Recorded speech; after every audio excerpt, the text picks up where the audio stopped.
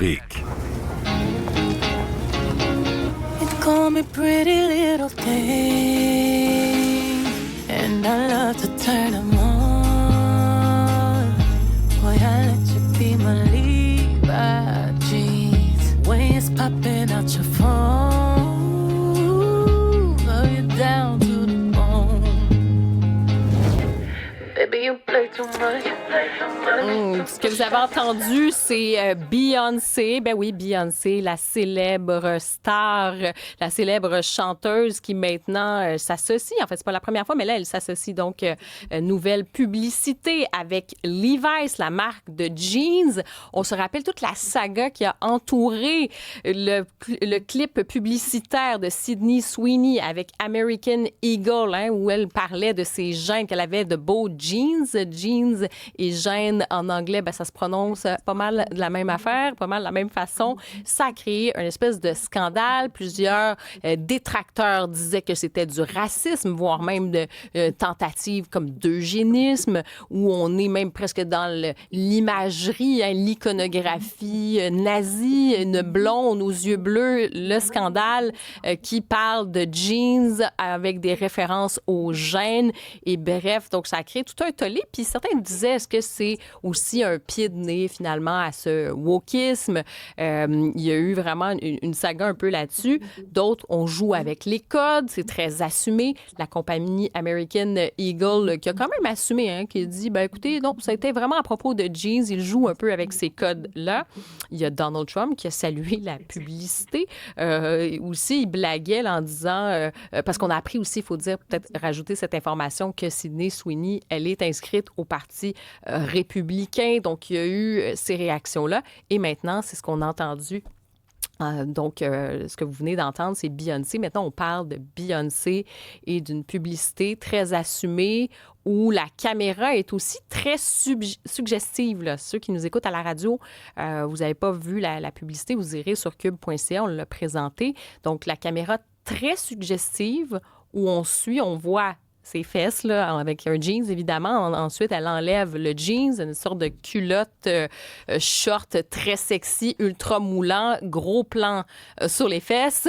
Et là-dessus, ben, pour l'instant, on n'a pas entendu grand-chose. Et c'est particulier, il y a aussi l'iconographie un peu de cette vieille Amérique, parce que des chapeaux de cow-boy, le côté désertique. Ils sont de moins entendus, justement, peut-être un tollé là-dessus. On va revenir maintenant sur cette question de publicité aujourd'hui. Est-ce que ça devient un enjeu qui est politique? Est-ce que les publicitaires sont en train de changer aussi leur façon de communiquer? Est-ce que ça pourrait avoir des répercussions même chez nous, au Québec, au Canada? Est-ce qu'il y a cette fracture aussi dans le wokisme qui peut avoir un impact sur les publicités? On va en parler avec Bernard Motulski, qui est professeur en communication publique aussi à l'UQAM. Monsieur Motulski, bonjour. Bonjour. Vous avez regardé les deux publicités, celle avec Beyoncé, avec Levi's, celle de Sydney Sweeney pour American Eagle. Déjà, comment vous voyez maintenant cette publicité qui est mise de l'avant avec Beyoncé, là? Oh, je dirais presque pour caricaturer, il y a une pub démocrate et une pub républicaine. C'est ça. On veut un peu exagérer, là, c'est pas tout à fait ça, mais c'est un petit peu une boutade quand même. C'est le même produit, hein, c'est un jeans, porté par une jeune femme. Donc, on a des codes qui sont identiques, mais je dirais que tout l'environnement et toutes les références sont complètement différentes dans un cas et dans un autre. OK, bien parlons-en justement. Déjà, peut-être revenir, il y a eu l'affaire de Sydney Sweeney. Pour vous, comment vous l'avez interprété dans un contexte actuel, dans le contexte actuel, la sortie de cette publicité-là? Est-ce que ça nous en dit plus sur l'époque ou sur le produit, sur la marque? Oh, c'est un peu sur les deux, parce que vous savez, la publicité a toujours besoin d'essayer d'être un peu provocante. Une publicité trop plate pour dire des choses insignifiantes, il y a personne qui le regarde. Alors, on se trouve un peu à la limite. Dans le cas de la publicité d'American Eagle, c'est clair qu'il y a des références, je dirais un petit peu équivoques, vous l'avez bien mentionné, sur le mot jeans et les gènes en anglais. C'est pas clair, c'est vraiment, on est dans l'interprétation. Donc, on a vu qu'il y a eu beaucoup de réactions qui ont considéré que ça pouvait être eugénique, ça pouvait être de valoriser les gènes yeux bleus, cheveux blonds par rapport disons, aux antécédents et non pas uniquement l'utilisation d'un blue jeans et la couleur bleue. Mhm. On a joué beaucoup là-dessus. La compagnie réaffirme, comme vous l'avez mentionné aussi, que c'est juste de jeans dont on parlait pas de gènes. Dans les messages que l'actrice a tournés dans les vidéos, on voit qu'on est parfois un petit peu à la limite, et je dirais, c'est assez osé comme publicité, même sur le plan visuel, mise en scène de la jeune femme et de ce que le jeans permet de révéler des formes féminines. Mhm. Mais là, vous dites, ça révèle, oui, il y a quand même des éléments un peu, on joue sur cette ambiguïté. C'est le but aussi de la publicité, de provoquer quelque chose. Il y a le côté assumé de Sydney Sweeney. En même temps, c'est ça. Donc, elle assume ça. Il y a le côté de la caméra qui est très suggestive là-dedans. Mais quand vous dites que vraiment, c'est ça, ça témoigne aussi de cette époque, on est rendu où par rapport à ça? C'est un message qu'on veut envoyer aussi aux Américains? Ben, le message, c'est qu'on est aux États-Unis, on le sait, dans une société qui est assez clivée, qui est assez partagée. Donc, avec le message de la blonde, ben, on se colle sans doute plus vraisemblablement aux valeurs républicaines, aux valeurs MAGA, et c'est ce qui a été confirmé puisque c'est rendu jusqu'au président.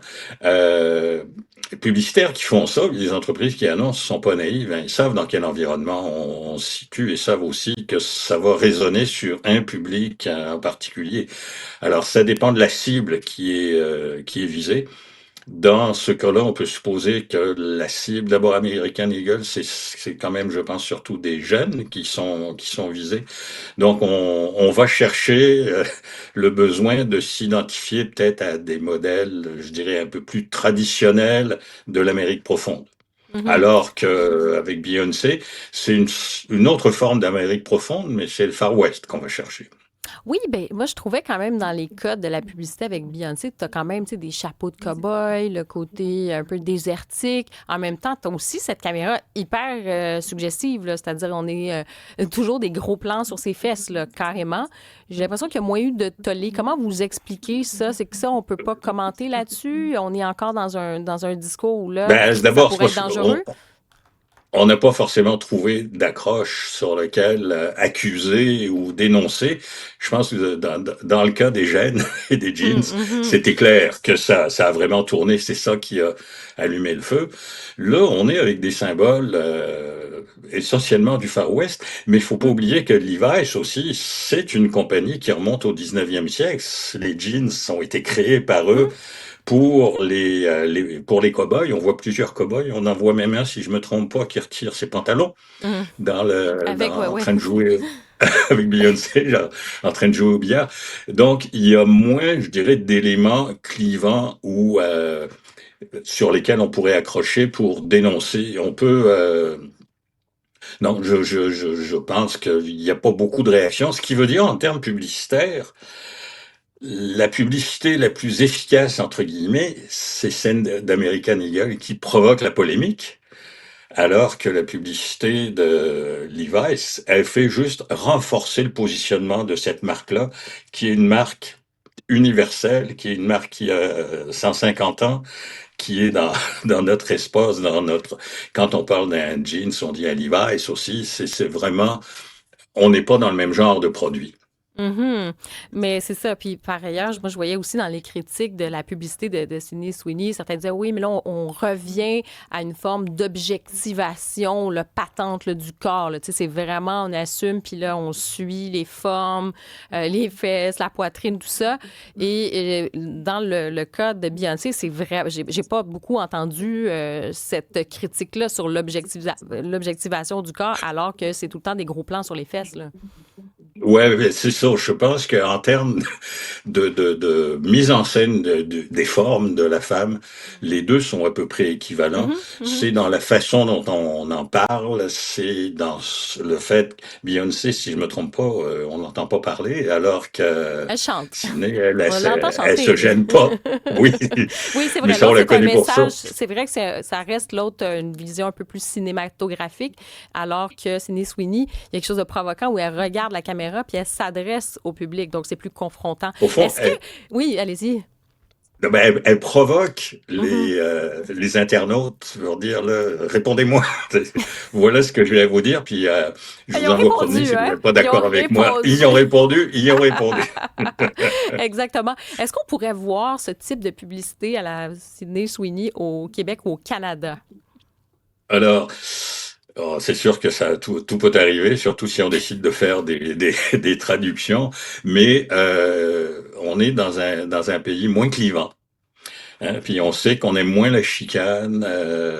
On sait qu'au Canada, comme les publicités, par exemple, dans lesquelles on démolit son adversaire, les publicités agressives, ça marche pas bien. Ça marche beaucoup moins bien.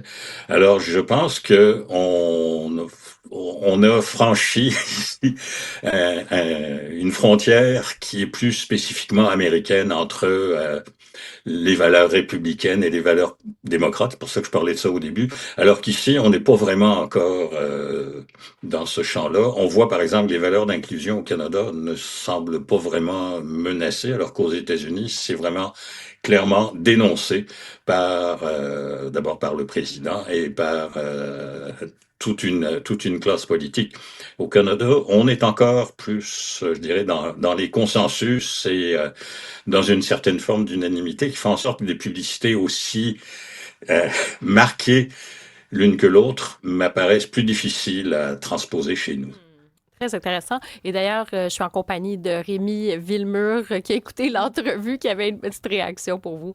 Ben, en fait, moi, ça me dépasse depuis le début, cette histoire-là, parce que les gènes, je veux bien comprendre là, et bien accepter qu'il y a des gens qui aient pu penser que c'était une référence aux gènes de la femme blonde, hein, c'est le modèle arien de la beauté, mais moi, je pense qu'à la base, on a juste voulu faire un jeu de mots entre jeans et on faisait référence aux gènes de Sydney Sweeney, qui est une super belle femme. Il n'y avait pas de raison, honnêtement, à part si on est complètement mélangé, fatigué et qu'on a besoin de vacances, de voir en fait une référence à la femme blanche, donc au blanc, donc à la supériorité. Ah, wow, on se détend. C'est juste une belle femme qui a des beaux gènes, au même titre, par exemple, que Beyoncé a de très bons gènes, elle aussi, même si elle est noire, là. Mhm, mhm. Ouais, mais vous savez que sur les médias sociaux, les gens qui réagissent habituellement, ils expriment plus leur colère, leur frustration qu'un jugement soigneusement élaboré par rapport à une situation. Alors là, je pense qu'il y a un certain nombre de personnes qui ont pris un élément. Moi, je suis d'accord avec vous, c'est-à-dire l'utilisation du mot gêne m'apparaît pas si évidente que ça. Euh, mais bon, vous avez raison, n'importe quelle polémique aussi, parfois, elle part d'une exagération de la réaction et de l'expression aussi simplement d'une certaine frustration. Bernard Motulski, professeur en communication à l'UQAM, merci d'avoir été avec nous aujourd'hui. C'est un plaisir. Bonne journée. Merci. Bonne